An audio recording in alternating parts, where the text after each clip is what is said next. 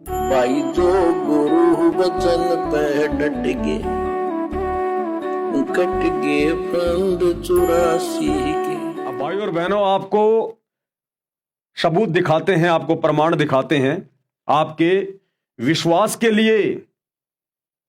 ये पुस्तक है आपकी आंखों के सामने। अभी मैंने आपको बाइबल दिखाई थी, बाइबल से आपको प्रमाण दिखाया था गुरुदेव भगवान के आशीर्वाद से। अब आपको कुरान मजीद से दिखाते हैं। कुरान शरीफ कहिए या कुरान मजीद कहिए, एक ही बात है। दोनों पुस्तकों में सेम चीज लिखी हुई है। तो ये पवित्र पुस्तक है मुसलमान धर्म की, कुरान मजीद है। हिंदी मुतरजम मा अरबी मतन, यानी इसका हिंदी में अनुवाद है। ये इसके लेखक हैं मौलाना फतेह मोहम्मद खां साहिब। और ये कहाँ से छपी हुई है, सब कुछ लिखा हुआ है। M Askin and company, Quran Majeed Hindi मुतरजम मा अरबी मतन। ये तजुर्मा मौलाना फतेह मोहम्मद खां साहिब जालंधरी, ये सब कुछ लिखा हुआ है। ये कहाँ से प्रकाशित हुई है? एम आस्किन एंड कंपनी, 788 हवेली आजम खां, जामा मस्जिद दिल्ली 6। ये इनके फोन नंबर हैं। कोई नकली पुस्तक नहीं है, डुप्लीकेट नहीं है, वही है जो हर मुसलमान के घर में है और हर मस्जिद में है। अब इसमें चलिएगा, कहां भगत शहजाद खान ने देखा जो सतगुरु रामपाल जी ने अपनी उस भक्ति सौदागर को संदेश नामक पुस्तक में लिखा हुआ था, कि कहां पर क्या लिखा हुआ है? तो ये आपके सामने है भाई और बहनों। ये सूर फुरकानी 25, सूर फुरकानी 25 और आयत नंबर ये 52 से शुरू हो रही है। आयत नंबर 52 से शुरू है, 52 से 58 तक। अब देखो इसमें क्या क्या लिखा हुआ, बिल्कुल क्लियर है, आपको सब समझ में आ जाएगा। और वही है जिसने दो नदियों को मिला दिया। कौन कह रहा है ये बात? कुरान शरीफ का ज्ञान देने वाला अल्लाह कह रहा है। मुसलमान भाई जिसे अपना अल्लाह मान रहे हैं ना, थोड़ा सा ध्यान दे के सुनो। मुसलमान भाइयों का मानना है कि ये कुरान मजीद, कुरान शरीफ का ज्ञान अल्लाह ने दिया, हजरत मोहम्मद जी को दिया। तो कुरान का ज्ञान कौन कह रहा है? अल्लाह। मुसलमानों के अनुसार उनका अल्लाह कह रहा है। तो अल्लाह तो किसी और अल्लाह के बारे में बता रहा है। और क्या कह रहा है? और वही है जिसने दो नदियों को मिला दिया, एक का पानी मीठा है, प्यास बुझाने वाला है, और दूसरे का खारी है। यानी मुसलमानों का अल्लाह कह रहा है कि वही है, यानी मेरे अलावा वो दूसरा अल्लाह, बड़ा अल्लाह वही है जिसने दो नदियों को मिला दिया, एक का पानी मीठा है, प्यास बुझाने वाला, और दूसरे का खारी है, छाती जलाने वाला, और दोनों के दरमियान एक आड़ और मजबूत ओट बना दी। और वही है जिसने पानी से आदमी पैदा किया। क्या कह रहा है आयत नंबर 53 में? मुसलमानों का अल्लाह जिसे वो अपना अल्लाह कह रहे हैं, वो असल में अल्लाह नहीं है, वो शैतान है, डुप्लीकेट अल्लाह है, जिसको हिंदू धर्म में काल कहते हैं। वो उस दूसरे अल्लाह की ओर संकेत करते हुए कह रहा है, और वही है, और वही तो है। अन्यथा उसको ये बात कहने की क्या जरूरत थी? अगर उसी ने सब कुछ बनाया है तो ये कह देता कि मैंने ये बनाया, मैंने वो बनाया, फिर मैंने ये बनाया। लेकिन वो अल्लाह तो किसी और अल्लाह की ओर संकेत कर रहा है। और क्या कह रहा है? और वही तो है जिसने पानी से आदमी पैदा किया, फिर उसको नसब वाला और दामादी रिश्ते वाला बनाया। और तुम्हारा परवरदिगार हर तरह की कुदरत रखता है। क्या कह रहा है हजरत मोहम्मद को? कि तुम्हारा परवरदिगार, यानी वो स्वयं परवरदिगार नहीं है, उस दूसरे अल्लाह की ओर, उस कबीर भगवान की ओर संकेत कर रहा है कि ए हजरत मोहम्मद, तुम्हारा परवरदिगार हर तरह की कुदरत, यानी हर प्रकार की शक्ति रखता है वो अपने पास में। और ये लोग खुदा को छोड़कर ऐसी चीज की पूजा करते हैं कि जो न उनको फायदा पहुंचा सके और न नुकसान। और वो अल्लाह, डुप्लीकेट अल्लाह, वो शैतान, वो काल हजरत मोहम्मद को क्या कह रहा है कि ए हजरत मोहम्मद, मैं तुझे जिस अल्लाह के बारे में बता रहा हूं, मैं तुझे जिसकी कुदरत के बारे में बता रहा हूं, जिसने दो दरियाएं बनाई, एक का पानी खारा, एक का पानी मीठा, बीच में आड़ बना दी, हैं, जिसने पानी की बूंद से इंसान को पैदा किया, फिर किसी का जीजा साला मामा फूफा ये रिश्ते बनाए। कहते हैं वो परवरदिगार, उसको छोड़कर ये काफिर लोग, उसको छोड़कर ये लोग ऐसों को पूज रहे हैं जो ना कोई फायदा पहुंचा सकते हैं ना कोई नुकसान दे सकते हैं। यानी उस अल्लाह को छोड़कर ये मूर्तियों की पूजा कर रहे हैं, पत्थरों की पूजा कर रहे हैं। क्योंकि उस समय पूरा मुसलमान समाज, जिस समय उस डुप्लीकेट अल्लाह ने, शैतान ने हजरत मोहम्मद के ऊपर ये आयतें नाजिर की, उस समय का मुस्लिम समाज हिंदुओं की तरह पत्थर पुजारी था, पत्थर पुजारी।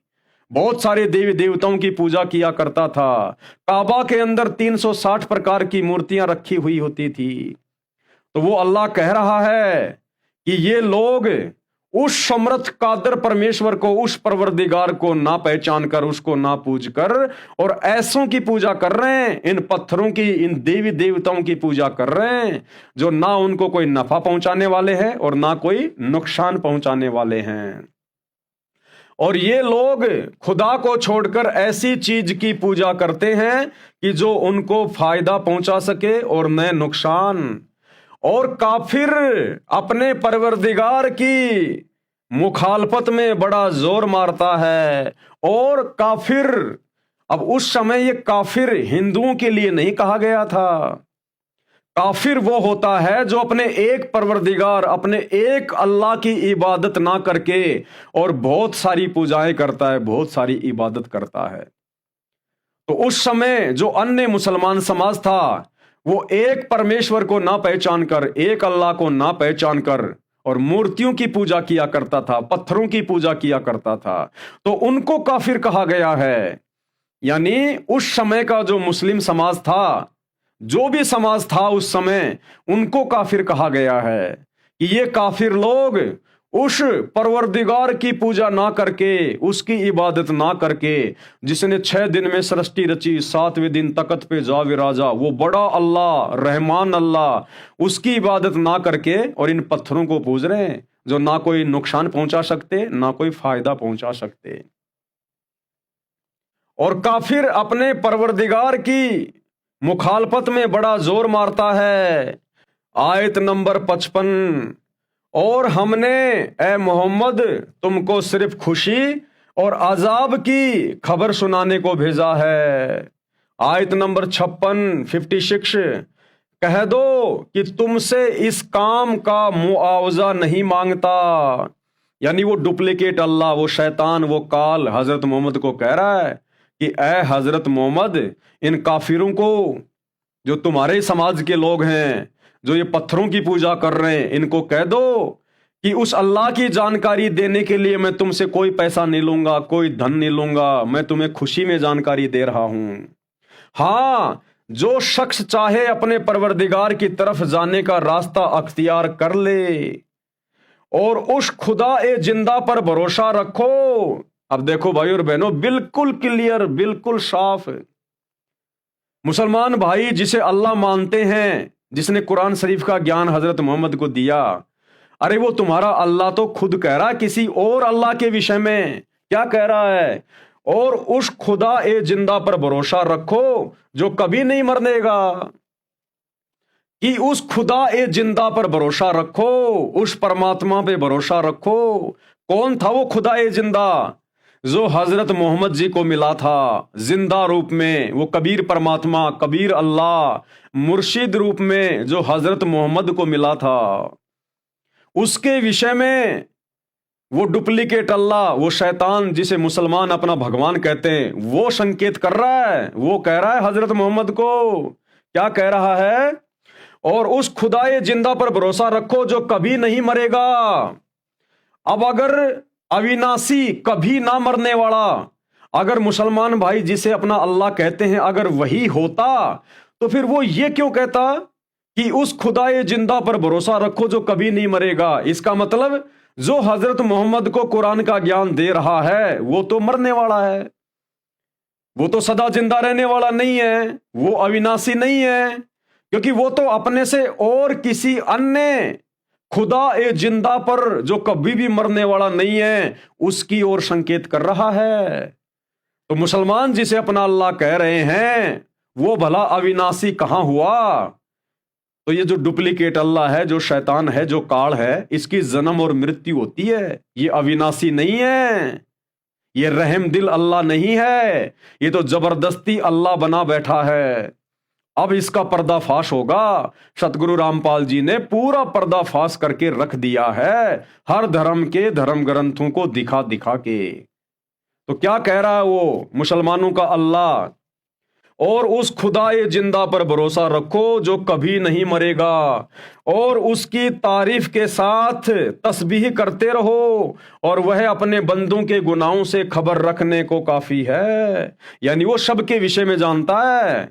मुसलमानों को अल्लाह कह रहा है कि मैं जिस अल्लाह की बात कर रहा हूं ना, जो सबसे बड़ा है, जो मेरे से भी बड़ा है, जो खुदाए जिंदा है, जो कभी नहीं मरता, वो सबके विषय में जानकारी रखता है, सबकी खैर खबर रखता है। कौन पाप कर रहा है और कौन पुण्य कर रहा है। जो गुरु बचन पे डट के कट गए फंद 84 के, कट गए फंद 84 के, कट गए फंद 84 के।